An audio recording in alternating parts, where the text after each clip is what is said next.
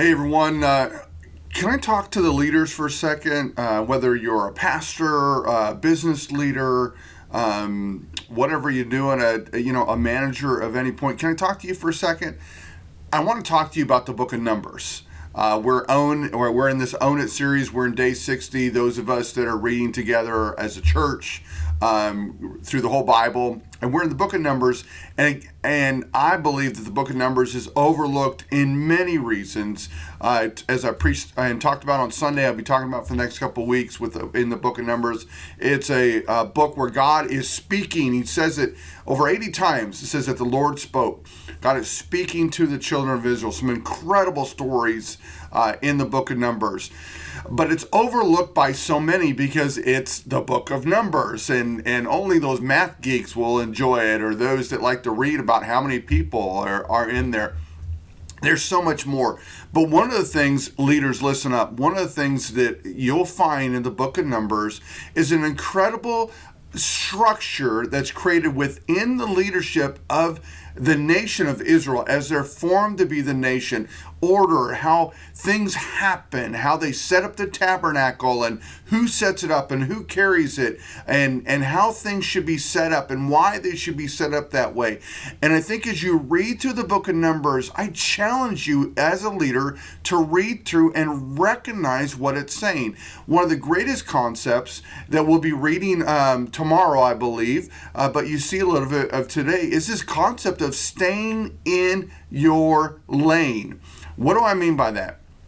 What is your responsibility? And if that's your responsibility, that's what you do. Stay in your lane. We'll find about the Levites, and some tore down the tabernacle, some carried the tabernacle. Those that tore down the tabernacle didn't carry it, and those that carried it didn't set up or tear down the tabernacle. They had a job, they had a specific job to stay in their lane. And so often what ends up happening, whether it's in the corporate world, I've done that for 11 years, or in the church world, people get out of their lanes, out of the area that they're the expert, and into other areas, and what they do is they cause havoc. That's right, they cause havoc. They mess things up. They spend too much time in other areas, which then also means that their area is shorted.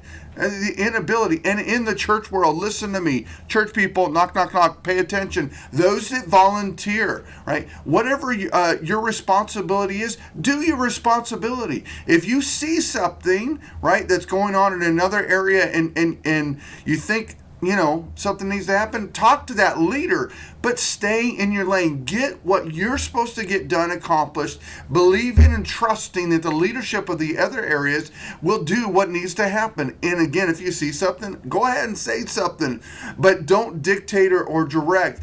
Understand your responsibilities to stay in your lane. The Book of Numbers, again, let me just say it.